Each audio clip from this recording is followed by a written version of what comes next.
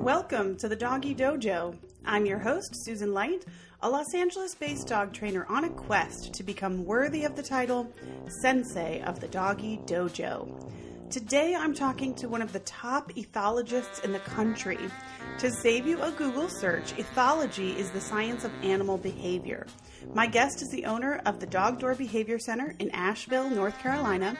She's a CDBC, CPDT-KA, and FDM, and her 20-year commitment to family dog mediation has been recognized internationally, nationally, and locally.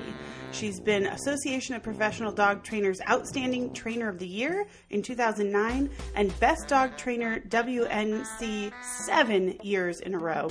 Her trademarked dog legs model and the role of ethology in mediating canine welfare and pet dogs is causing a paradigm shift in our industry. Her book, Meet Your Dog, The Game-Changing Guide to Understanding Your Dog's Behavior, helps us understand that it's not all about training. Please welcome Kim Brophey. Welcome to the podcast. Well, thank you so much. I'm so excited to be here and chat with you today. Yay. So I got a chance to read your book, Meet Your Dog, which is just all over the dog community right now. It's such a great perspective for everybody to have. And what I love about it is that we can talk about these genetic tests that everybody's doing for their dogs, right? Mm-hmm. So that they find out, oh, what breed is my dog? What mix of breed is my dog? And then what can people practically do with that information? Mm-hmm. And so let's talk about your book and legs for everybody. And so you're an ethologist. For people who don't know, ethology is the study of animal behavior. Mm-hmm. So you've come up with this acronym LEGS that your book is built around. Tell everybody what LEGS stands for.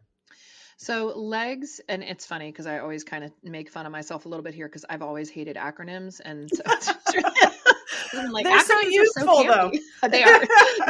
They're very useful. And actually in this case, the whole reason that I was inspired to try to come up with one is because I was just, early on in my career, just still researching from all these different scientific disciplines, kind of bringing it all in under the umbrella of applied ethology. And I got overwhelmed by kind of like, well, there's this over here and this over here and this over here. And how can I even kind of translate this in a palpable way for professionals, much less the public? So this kind of idea that we needed some framework, some skeletal system that made it easy enough to even talk about. That could somehow kind of hold all of those different pieces of the puzzle in that framework. So that was the inspiration for LEGS. And LEGS is just a way of describing all the things that go into any animal's behavior. So this isn't just dogs. This is any animal on the face of the planet. You can look at it from kind of a biological perspective, that it's the phenotype of the animal and through all that technical language. But for the sake of our simple conversation, it's easy to look at it as learning, environment, genetics, and self. And so the learning is kind of the obvious piece for folks, except sometimes we think that's just training, right? No, that's all the experiences they're having, whether we intend them to or not, and their take-home messages from that. And then, of course, the external circumstances, so the environment for the dog, both historically and then current. Historically in a genetic sense. And we'll talk about that in a little bit as we talk about some of the breed groups. And then the genetics is pretty straightforward. Not just good or bad genes, obviously, but kind of what were the selective forces for those different groups of dogs that might be showing up in your particular dog. And then the self, which is the internal conditions for the dogs. So sex, age, health,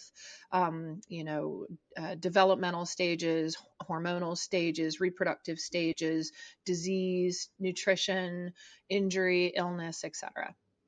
Yeah, that's awesome. So it's funny because, as a trainer, a lot of owners think that most things come down to training.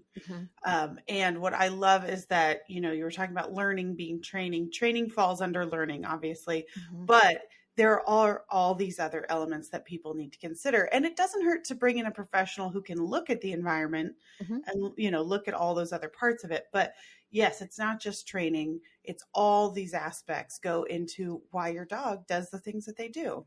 Right. Exactly. Yeah. And I love that you said that they're always learning, because I tell my clients that too. Your dog is learning. They're watching whether you're teaching them or not, they're learning. Exactly. So sometimes you teach them things you did not intend to. Well, you know what I think is funny is that like we've kind of all been reared in this model. Like you go to dog training class or you send them off to get trained and then they come back programmed and, you know, and then we come home and all of our behavior contradicts everything we might have just been intending to teach in the 1 hour of dog training class or whatever lesson that might be, or the few weeks they spent at a boarding train.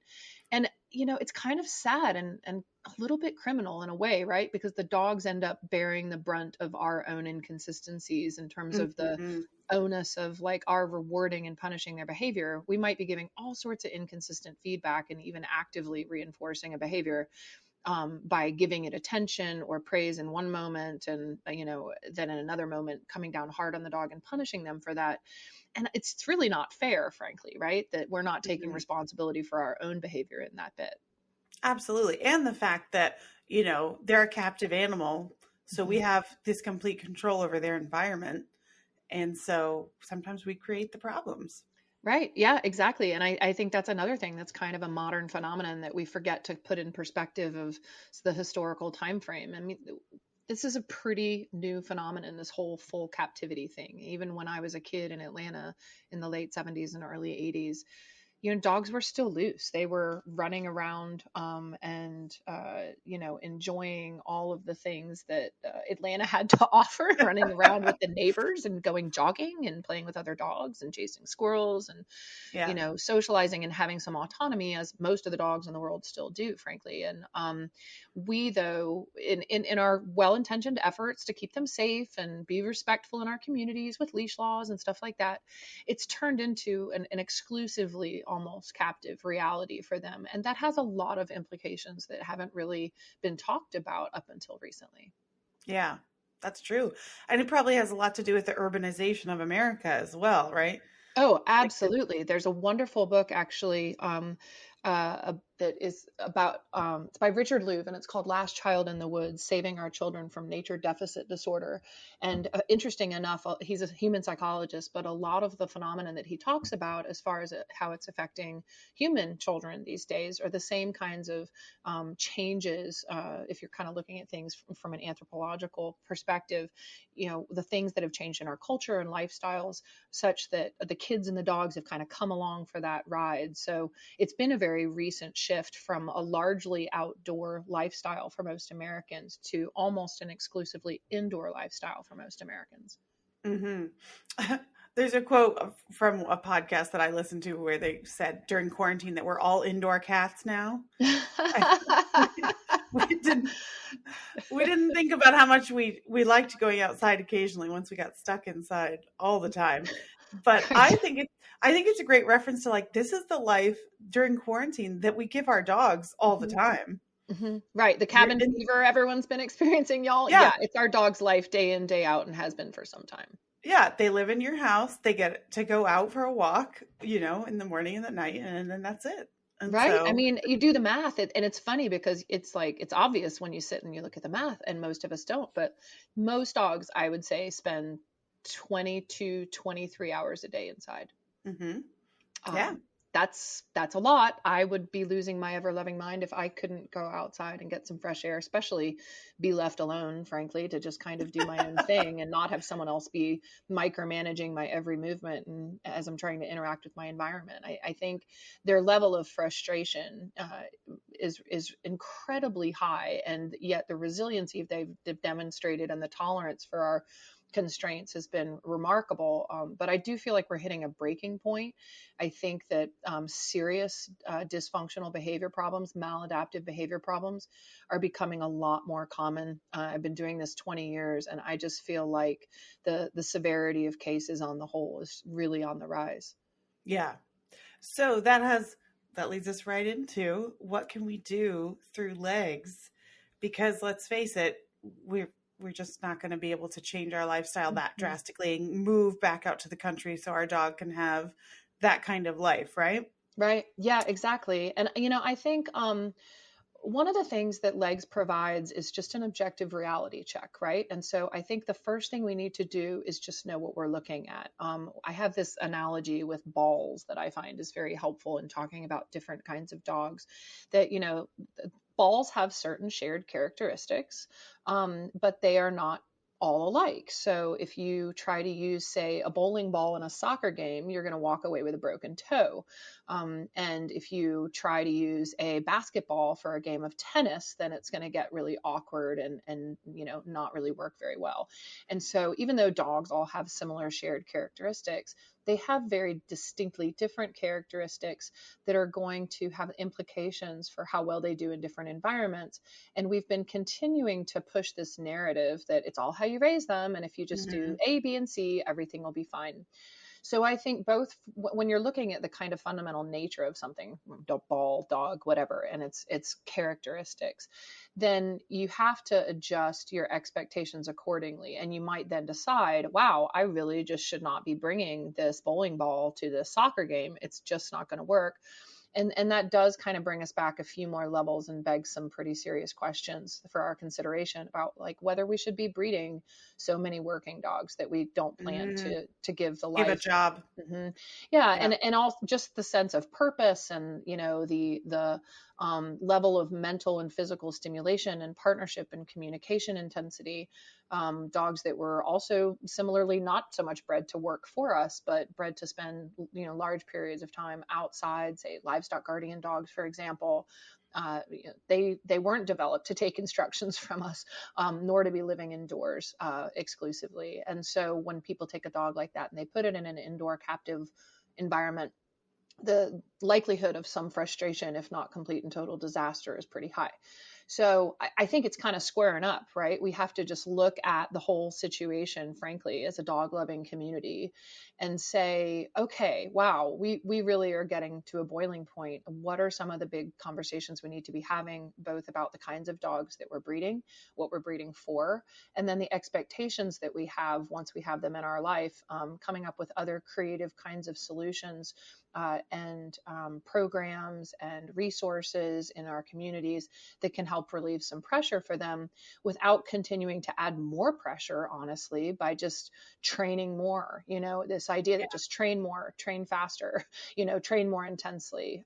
It doesn't help a lot of the times. It actually adds to the problem. Yeah, absolutely. Because like you said, the working dogs, they need a job. They need a job or a hobby, the very least, and they can't get it since they're captive in your house. That's all on you to provide that for them. So let's talk about, so if we go down legs, learning, obviously everything that they're learning and the training and things. But what I loved so much about your book is that environment, E&G, environment and genetics are really intertwined, because you talked about knowing their genetics, informing the environment you need to create for your dog, which is, I think, what you're talking about, right? So it's like, you need to know if you have a working dog, these are the things that your dog needs. And that is what I love, because it's practical. Yeah.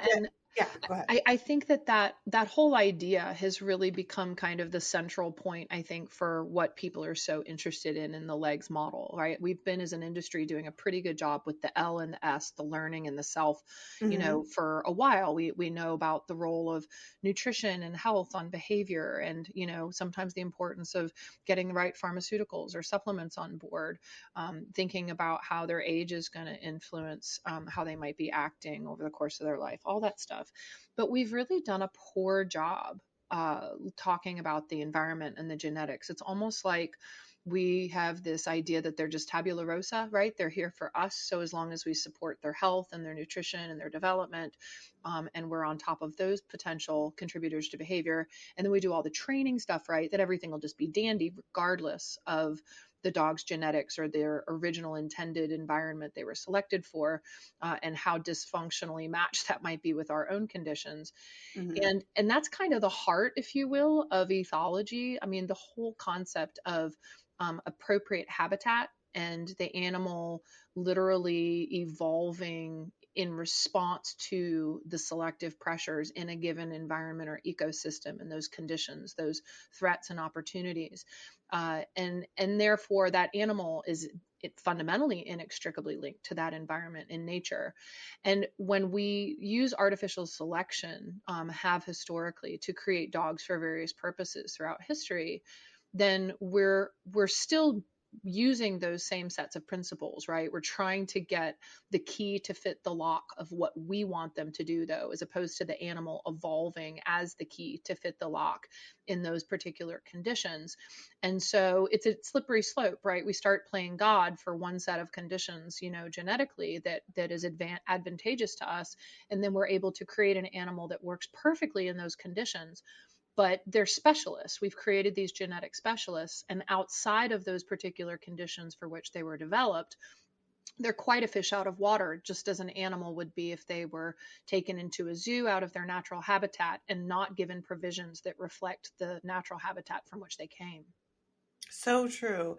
On a tangent, when you were talking about us, what the breeds that we're doing, now I think these designer breeds that are being bred mostly, let's be honest, to be adorable, is creating some kind of behavior problems, because even though they're being selected for their looks, those animals have behavior issues that are being compounded when you're breeding them that way, that they're not taking into account. So we have these like mini everything. It's like, again, maybe the urbanization, because they're in apartments, they're like, oh, I can't have a big dog. I like this dog. So we have mini Aussies and mini Bernedoodles and just mini poodles and mini everything. And it's tough on the dog's genetics. Mm-hmm. And we start to see a lot of dogs that are not doing well. Yeah. And I think it's like this playing God thing, that sometimes we got to check ourselves and our human ego and our power to just do what we want. Just because we can, y'all, doesn't mean we should.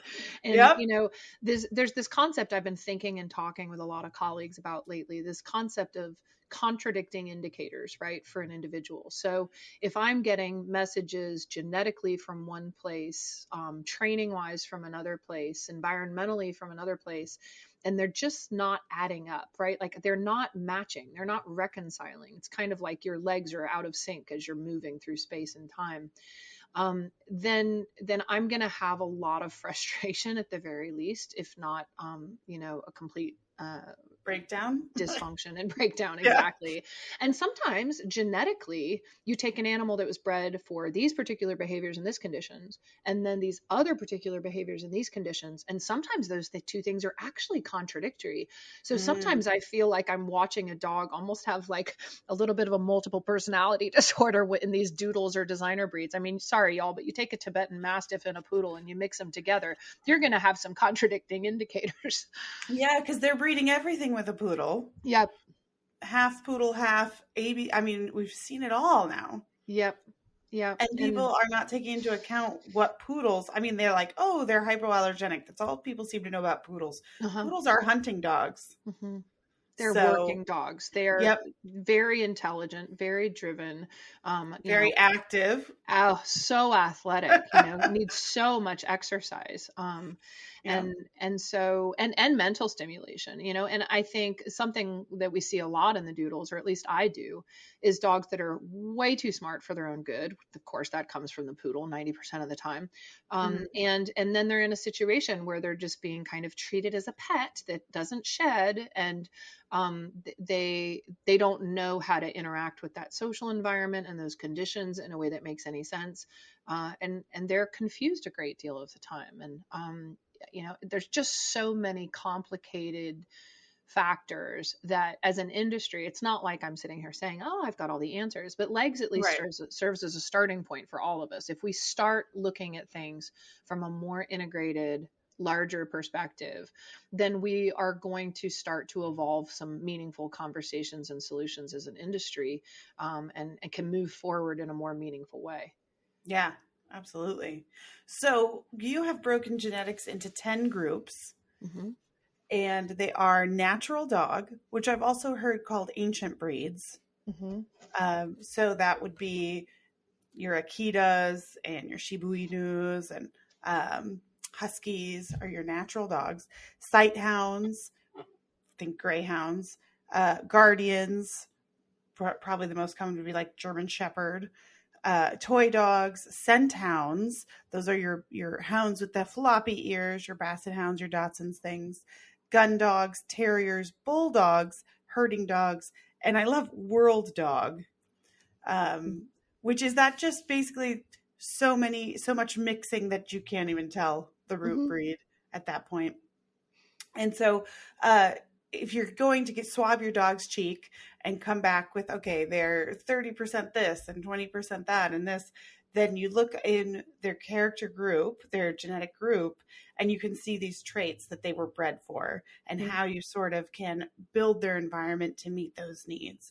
And so let's talk about what was the most surprising to you when you started putting this together? Like, how did you come up with these 10 groups? Some of them I've heard before, obviously scent hound, sight hound. But how did you decide like world dog is going to be different? Toy dog is going to be different. Well, so looking at things from a phylogenetic perspective is what kind of puts them in these buckets. So it wasn't kind of arbitrary, you know, on my part. It's looking at how the niche or the particular behavioral jobs and functions create distinctly different animals. And it's basic. I mean, we understand this from, you know, looking at evolutionary principles, but you know, whatever that animal's pressures are. So say if you're trying to beef up guarding instincts, right, then like the animals are going to start looking morphologically similar. It's really fascinating stuff, right? We'd look at like genes as something that's like a buffet. I want a little of this and I don't want this and I want a little of this. Well, it doesn't work that way. It's like a mobile. Ray Coppinger used to talk about the mobile analogy. And if you pull on one little piece of the mobile, everything else moves.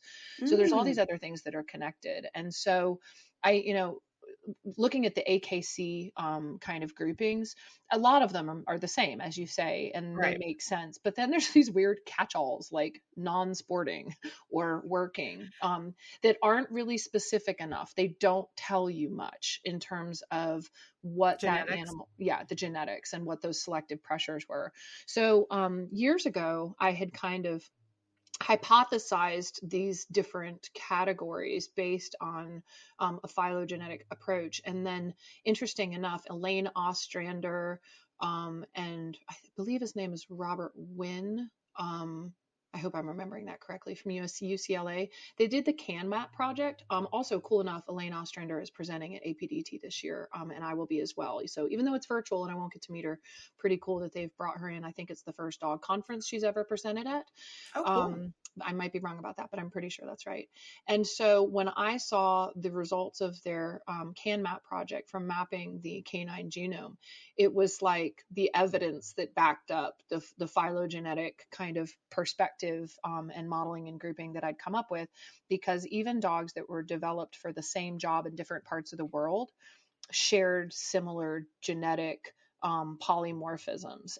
And so it's just really interesting to see how when you select for herding, even if those dogs aren't related to each other at all, when you're selecting for herding, they start sharing, you know, similar types of regulatory DNA. So it's just very fascinating stuff. Yeah, like the floppy ears for the scent hounds, right? It's like those are not the best for hearing because you have a big, thick ear covering most of your ear. I mean, they still have good hearing, but they're best for smelling. So it's just really, it's crazy. Yeah. And I mean, you know, when you really start looking at it, and I remember early on in my career when I really started getting into the morphology and kind of, I would have a theory like no scent hounds have prick ears or semi-erect ears, right? And then I would go through and try to prove myself wrong and just do endless research to be like, is there a scent hound that does? And you're like, wow, no, there isn't. That's crazy, you know? And then so you start looking at all those kinds of different patterns and stuff, and you see that there are relationships between those morphological features depending on what the behavioral selections were. Yeah, that's crazy. So if your dog falls into multiple groups, then that's where their genetics can sort of fight with each other, like you were talking about, right? Yeah, and or sometimes not, right? Sometimes you just have more compatibility, or you get the kind of, you know, in each of the genetic groups, the genes aren't predictive, guys. I know a lot of people worry about like you're going to say all these kinds of dogs are this and all these kinds of dogs are that. It doesn't work that way either because of legs. Right. So genetics is just a quarter of the story, and it's always happening within the context of the other 3 legs outside of that, and so. you aren't going to be able to predict an animal by that, and yet there's always genetic diversity. That's another fundamental principle of evolution. And so nature's always kind of, throwing some different curveballs into it. And you might have, as everyone knows who's ever had a litter or experienced being with a litter, you get a lot of difference even within a litter. So you might get one puppy that's the result of a crossbreeding of, say, two purebred dogs that pulls these characteristics from that breed and these characteristics from that breed, and they just sync up very nicely. And then you might have another puppy out of that same litter that gets very different representations from those two different breeds, characteristics that don't really work very well together. And I think that's another thing we need to think about when it comes to, artificial selection and breeding dogs is, are we willing to accept all the potential outcomes of this crossing? What would that look like? What's our kind of cost benefit analysis hypothesis on the front end? Should we proceed with this or not? Yeah, absolutely. And then I think what's great is you can start to build their environment for the best success. Yes. So you need to know what your dog needs. And I've talked on this podcast before. We had an episode about enrichment. So I think that is a great thing that goes hand in hand with this. Enrichment's sort of the word that we have come up with for meeting their environmental needs. Oh, yeah. And, I love that people are starting to get more creative about it. And I think when you understand the genetics, it's easier to see, like, what kinds of things could I try to satisfy this dog? There's a person I'm friends with, a professional on Facebook. I think her name is Emily Wolf, or M Wolf, and she has Pyrenees. And she posted a video a few days ago of her Pyrenees having discovered this new calling in life because she put a bird feeder out in her backyard, and the Pyrenees is now watching the bird feeder and the tree, this huge, beautiful tree in our backyard that the bird feeder's in, because all the squirrels are always trying to get to the bird feeder. And the Pyrenees does nothing, just watches, supervises like a good old livestock guardian dog should, until the squirrel gets on the actual bird feeder, in which case then the dog, runs up and barks and says, get off the bird feeder. And it's just hysterical because she stumbled upon this, and her dog is like satisfied to the nines, just watching as a sentry. This is my job now, is to keep the squirrels off the bird feeder. And so I guess my point there is, it doesn't have to be rocket science, right? Sometimes enrichment isn't like, oh my gosh, I've got to find 4 hours a day and do all these at-home creative, crafty projects to satisfy my dog.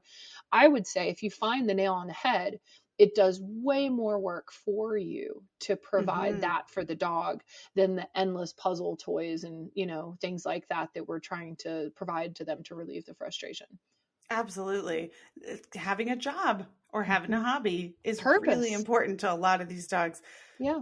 And actually, I was thinking from a social psychology perspective this weekend about the whole concept of purpose, right? Like, I think all of us can relate to this kind of abstract need that we have as social animals to feel like we matter and that we're relevant and we belong and we have a purpose. And I think that comes from a variety of places. I think in evolution and nature, things aren't easy. So just sitting around and have everything done for you, like, it's just not very natural. It feels like, well, this is wrong. I should be doing something towards my survival, right? As a social animal, you feel like you want to feel like you're contributing, like you play a role. And I was thinking about how in social animals, frankly, whether you are relevant and necessary and provide a particular role in your social group has a lot to do with your survival on an intuitive, deep, instinctual level. Because frankly, if you're dead weight and you're not pulling your weight and you're not valuable, in social groups, you can be rejected or even killed in nature. I mean, that's a complicated, yucky truth, but I think our need to feel like we have a purpose and that we belong and it all makes sense it runs very deep.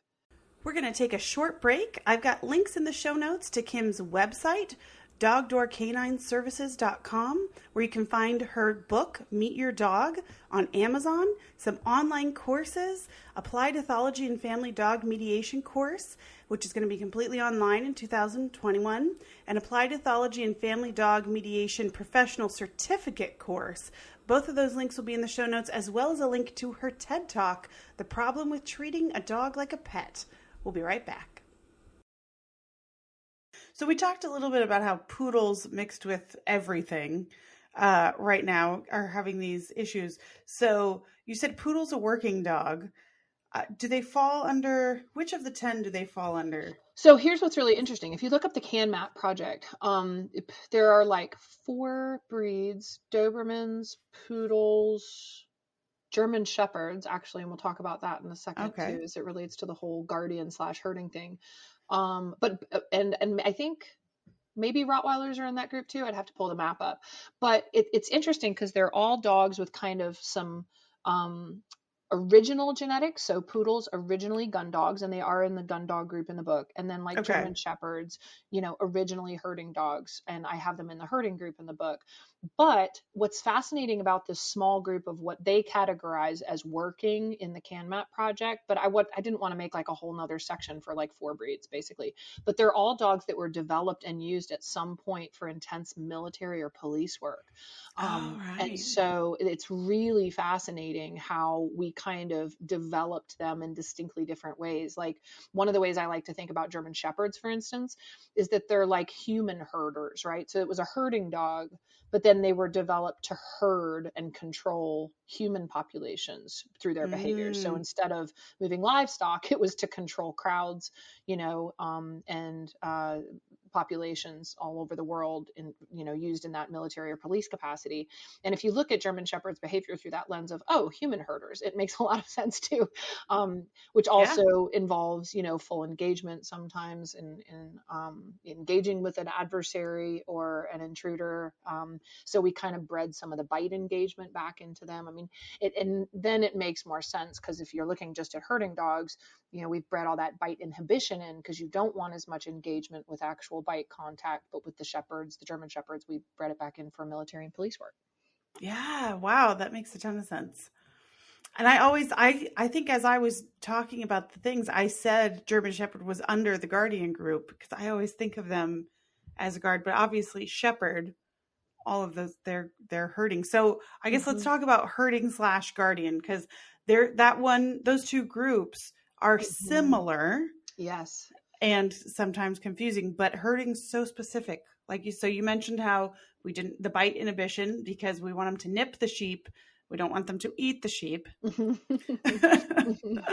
So there's your herding guard. But the guardians, they tend to protect and be very territorial. Mm-hmm. Mm-hmm. And so that can cause problems in a domestic environment. Right. And actually, so if you think about those 2 groups of dogs, and, throughout history, those 2 groups of dogs were used in cooperation a lot. So if you think of, livestock guardian dogs and herding dogs would often work the same flock together, but they had very different roles. So one is kind of moving, controlling, micromanaging, and one is the heavy, if you will, that does very little until there's like a very legit, serious problem on the horizon, and then they're going to step up to the plate and be the heavy. And yet the guarding of the flock is actually part of herding dog behavior too. So herding dogs is as livestock moving dogs, droving dogs, headers, healers, etc.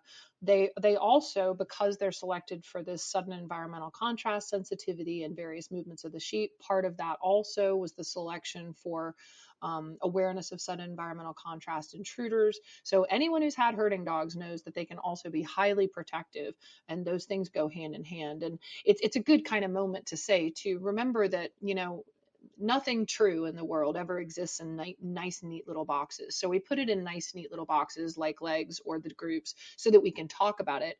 But I think I probably say 50 times in the book, remember, just because I'm Yeah. talking about this here doesn't mean that these other things aren't also influencing it. It's always very complicated and interwoven with a lot of moving parts. But the German Shepherds are really interesting to me to think about, because with the herding dogs, we have a modified predatory sequence where you have an exaggerated eye stalk chase and a highly inhibited grab bite, and definitely a highly inhibited kill bite. For obvious reasons, right? We want them putting the fear of God into the livestock so the livestock actually moves. But then what we don't want is for them to actually engage and injure our livestock. That would be a bad idea for a farmer. So Mm-hmm. that was the case a long time ago when German Shepherds were used for more livestock work. And within the German Shepherds, I think everyone who's been in the industry for a while has also probably seen a lot of variation with, there's a lot of German Shepherds that don't seem to have a complete predatory sequence, but then there's a lot of German Shepherds who do. And I think that part of that is that when we've used them for police and military work historically, we're building back up the actual follow through and the engagement with a grab bite, right? Because that's what we're doing when we're using them for bite work and bite sports and, necessary personal protection in those kinds of contexts. And so now arguably, it's not black and white. So it wasn't really meant for predation after a certain point, right? The artificial selection that we had modified for the sake of sheep, those dogs weren't trying to kill the sheep for food and then suddenly stopped. It's kind of like we played with a modal action pattern and then used it to our advantage. And so I would argue that German Shepherds no more, quote, want to fully engage in a predatory sequence. It's just whether or not they happen to get the genetic diversity with that intact completion where they do actually engage in the grab bite. Yeah, it's so interesting to me how behavior can be passed genetically. Mm-hmm. Well, it makes sense, right? If you think about it, anything in nature, everything would be dead in the water and every generation would have to reinvent the wheel if we could pass on that kind of knowledge. If there wasn't like a internal, instinctual user manual that helped you to recognize without having to start from scratch, oh, that matters to me. I could eat that, right? Or, oh, I should avoid that. That's very dangerous. And so that's one of the reasons I love the whole field of neuroethology. Is it talks about all of the things in the environment and kind of, if you look at it from a classical conditioning perspective, what's the meaning of all of these different events in the environment, or do they have no meaning at all, right? Have we genetically evolved to ignore something altogether as having no implication for us one way or another? Or have we genetically evolved or been selected to really attend to certain stimulus in the environment? And then those stimulus in the environment that have had that meaning for that long, that many generations, then there's this awesome little phenomenon of releasing stimuli. That's what those things become. And they're powerful enough that they, life can kind of click start, if you will, on the modal action patterns in response to the presentation of some of those stimuli. And then the animal engages in a behavior that would have been evolutionarily relevant, or in the case of dogs, what we wanted relevant to those conditions, so that the animal's not having to make a decision. That's not going through frontal lobe or executive function. It's just that instinctual response that, quote, knows what to do in the face of that stimulus. Yeah, which I think is so, so interesting. Mm-hmm. And it's overwhelming when we're working with it as trainers, right? Sometimes we're looking at those things and we're like, if this is one of my whole points about why legs matters so much for our industry, if we're looking at everything as a training issue and what you're really dealing with is one of those issues, then you're going to be beating your head against a wall and causing an incredible amount of frustration and distress for the dog because they're not really choosing the behavior, right? It's not about rewards and punishments. It's not about outcome. It's not about even necessarily if we're using ABA language, this functional analysis of what is that behavior doing. Sometimes it's not doing anything anymore, but it did for so long in so many prior generations that it's popping out anyway. Yeah. And I love that too. So, it's not always a training issue. We say that it can be related to the environment and the genetics, but what is also great to know about them is what's going to motivate your dog. So in your chapter about learning, you talk about how training a dog at all is a misnomer. You can't really train a dog. They're an intelligent being and you're sort of negotiating with them of like, let's, just as you would a child, this is what we want to do. What do you think about it? What can I do to motivate you to want to do the things that I want you to do and not want to do the things that I don't want you to do? And we come back to this phrase that's come over and over and over. Dogs do what works. If they're doing a behavior, it's because it's working for them. And so you need to find a way to make it not work for them and make something that you prefer work for them. So that can be managing their environment. But I love how you can also breaking down with which group do they fall in or which groups do they fall in can help you find what might motivate them. Right. To want to do the things you want them to do. It's so different for Yep. each kind of dog. Yep. I was just watching again last night this video from 4 years ago with a client of mine's little herding mix they got from a local shelter named Sammy. The video, if any of y'all want to watch it, is called Sammy Visits Asheville, and it is so well done. It's adorable. But this little guy is like the exemplary kind of icon of the herding dogs, like even as a herding dog mix. He is just biddable, trainable, hardworking, motivated, learns everything in 30 seconds. Like, learning is intrinsically motivating for him, right? And working and playing with a ball or learning a new skill. And then I look at my Great Pyrenees mix and she's like, I don't care. Like, I don't care about all of those things. And looking at that and saying, okay, well, what do you care about? What she cares about is going for a walk in our 2.5 acre fenced backyard off leash and running the perimeter and barking, and then having me talk with her about what she hears or what she sees. And then, running that perimeter check with us, and then sitting in the yard for inordinate, numbers of hours in the evening, just like, Emily Wolf's Pyrenees, sitting there watching the tree, just sitting and looking out over the back yard, this kind of pastoral view that we have, just waiting for something that might need to be barked at. And that is the nail on the head for her. And it's actually very low maintenance, right, to have that dog if you have them in the right environment. But if I had her in the wrong environment, she would be chronically frustrated. Right. And that is the problem with a lot of dogs in apartments, Mm-hmm. which I live in an apartment. I'm not saying like you're not allowed to have a dog if you have an apartment, but it is really good to consider the things that you can and can't give your dog if you live in an apartment. And then that can help you choose a dog where you can maximize both of your success. And I think we get blindsided by the cuteness of the dog that we want at that moment, and then that can be devastating. Yeah. A lot of the people, dog you had when you were a kid. Right. I was just about to say, the people who are like, well, I grew up with these, and they forget that they grew up on a farm in like Idaho or something, and now they live in downtown Manhattan. And I do realize, and I just want everyone who's in the sheltering world to know that I've also spent a good part of my career in the sheltering world, and I appreciate the immediate short-term problem that we're going to be facing in this country, at least as we continue to have these honest conversations, because a lot of people then are going to look at these traits and they're not going to adopt a given dog because they think, okay, that's not a good match for me. And in sheltering, of course, we have a very short-term problem of what are we going to do with all these dogs that really, frankly, don't have a great place to go? Their genes are not matched well to anyone who lives in this particular city where this dog has found themselves in a shelter. That's a problem, and I don't minimize it. And I have so much heartbreak and compassion for those dogs and the people who devote their lives to helping them and trying to help find them the right home. And I don't know what the short-term answer to that particular problem is, but I've been saying for a long time, continuing to just be dishonest and kind of sell the myth that it'll work, it'll be fine, just do it. It's not going to help anyone. It's going to make us continue to fail and repeat the same mistakes, I'm afraid. Yeah, I agree. And I think when people have a bad experience, that makes them less likely to want to get their next dog from a shelter. Oh, yeah. And then they're like, well, I don't want to deal with that. I'm just going to go to a breeder and get a purebred, which, we're talking about other issues with purebreds too. Yep. So that is not what we're talking about, that you get a better dog from a breeder than from a shelter at all.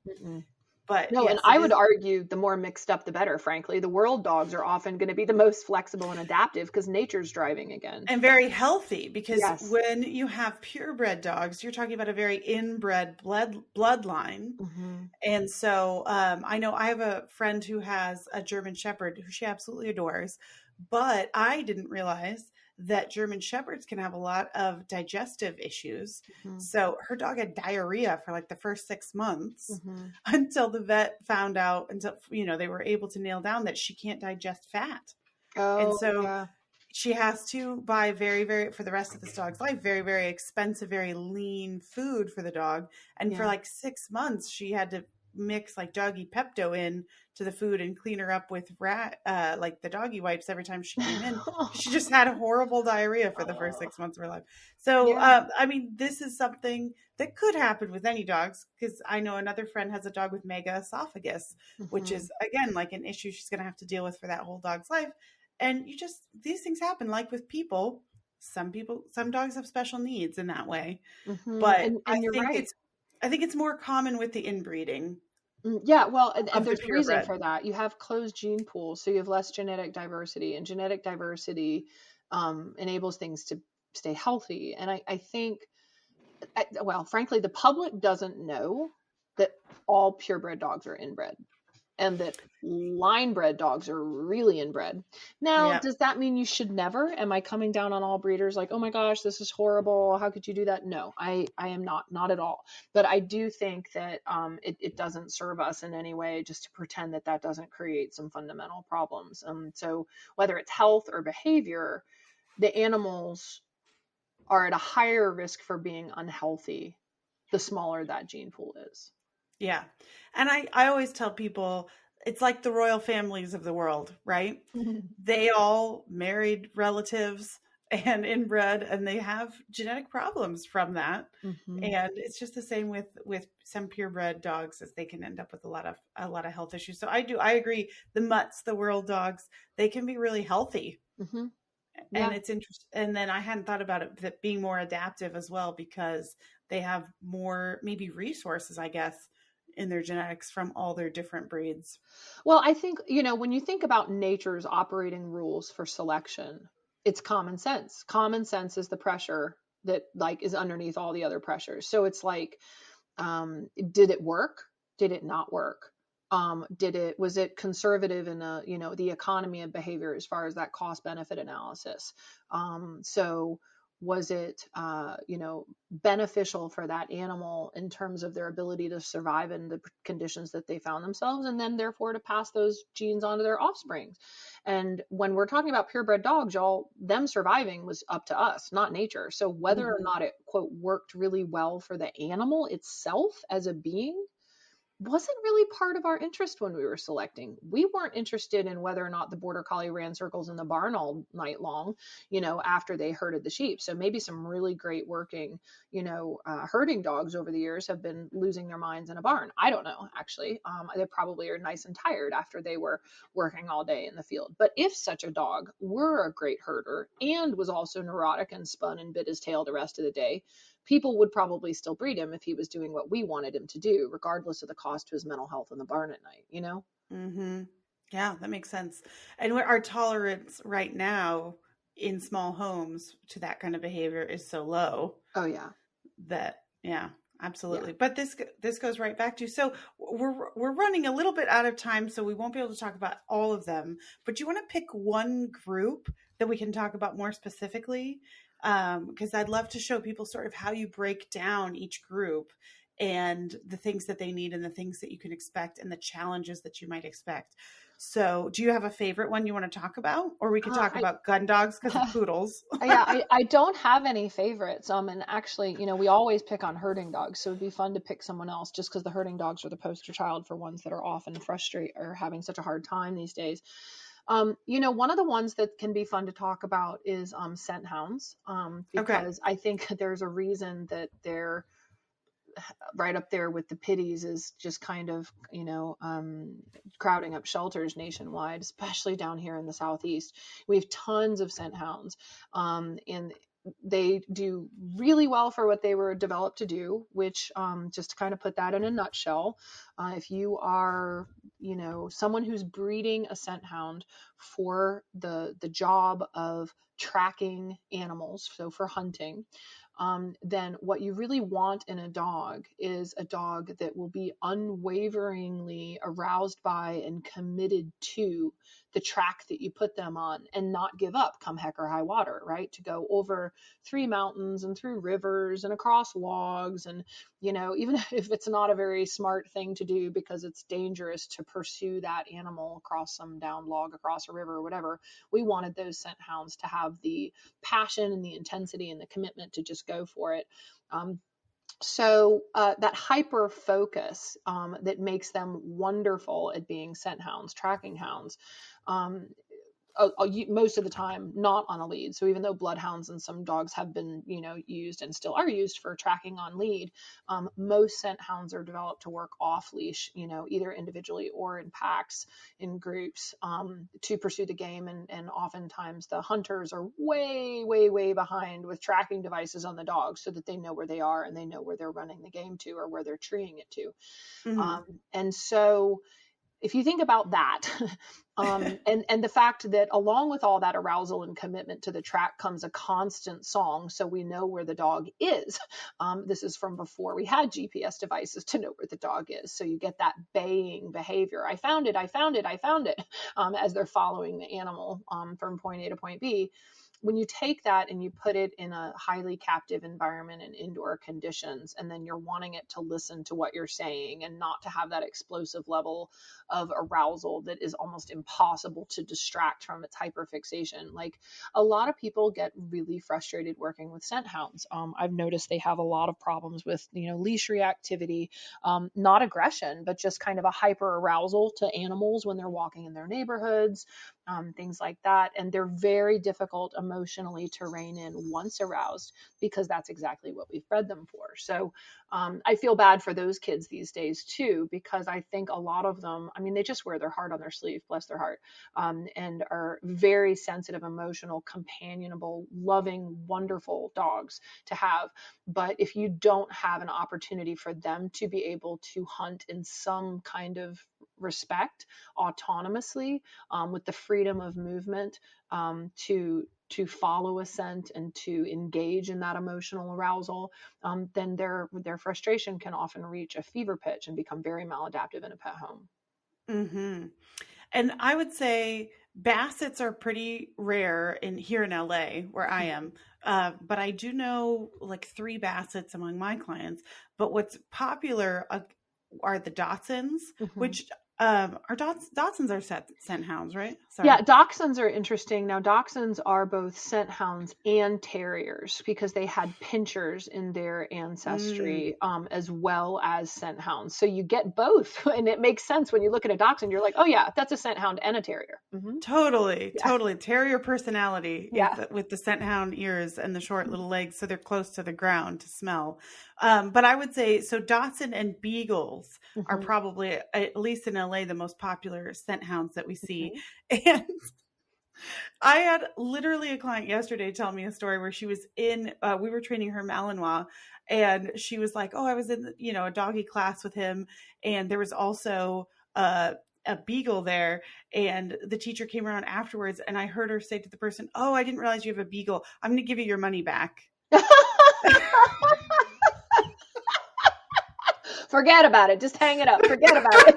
Yes, they are very difficult to train. Yeah. Beagles are very difficult to train, and they like to talk, like you said. They like to howl. Right. And let's just bring it full circle to where we started, is that if you, I give that trainer, not that I think it's great to kick him out of class. It was probably a joke. Right. It was probably a joke. But at least they're kind of like putting the expectation on the table at the beginning that your dog is not going to look like that Malinois. Yeah. You're not going to get Mr. Johnny on the spot. But let's my whole thing, let's embrace them for who they are, y'all. If we're going to keep breeding them, if we're going to keep having them, you might as well accept them for who they are and meet them there. That is why I named the book Meet Your Dog. Meet them where they're at. That's the only place that we can meet them. We can't ask them to just be something else altogether. And then once we say, okay, so now I get it. I get where you're coming from. I get what you're dealing with. I get the instincts that you're, facing in yourself that you're not even choosing. You didn't ask for.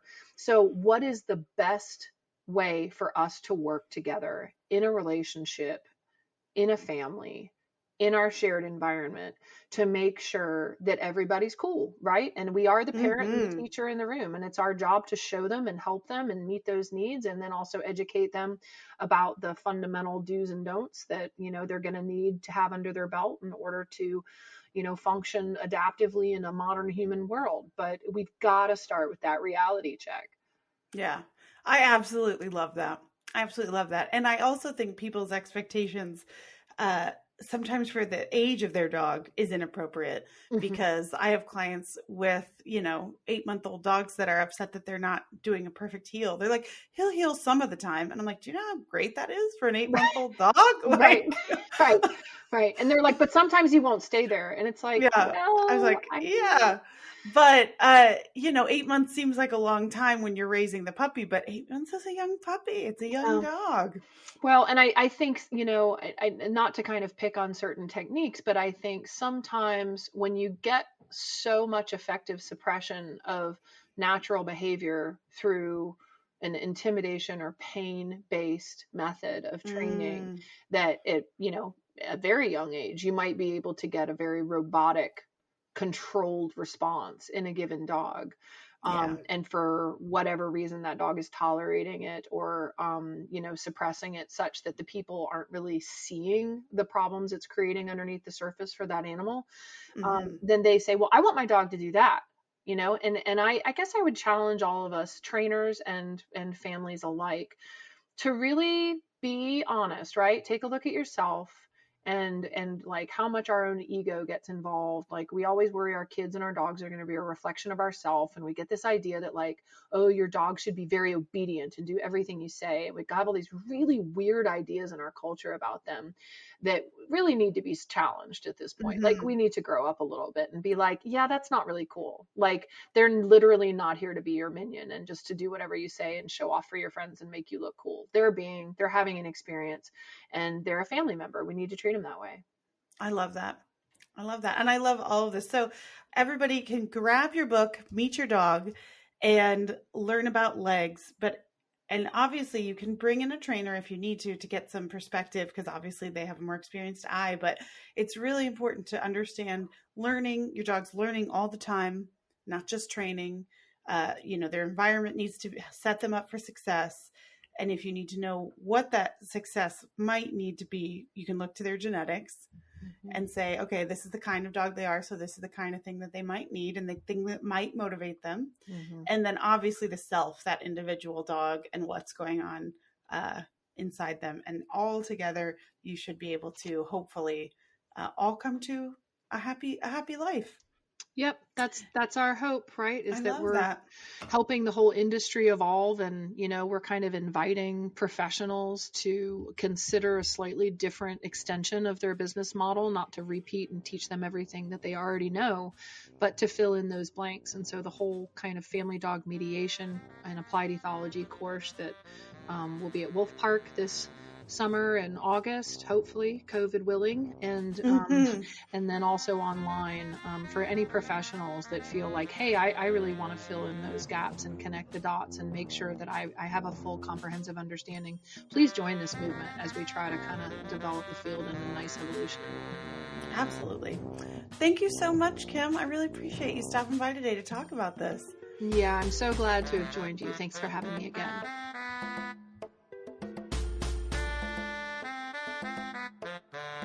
This is your aspiring sensei, Susan Light, signing off. If you want to work with me, you can find me at doggydojopodcast.com. I offer video sessions no matter where you're located. The music was written by Mac Light. You can find him at maclightsongwriter.com. If you liked what you heard, please subscribe, rate, review, and share the podcast with other dog lovers. And I'll see you here next Tuesday with a brand new episode of the Doggy Dojo.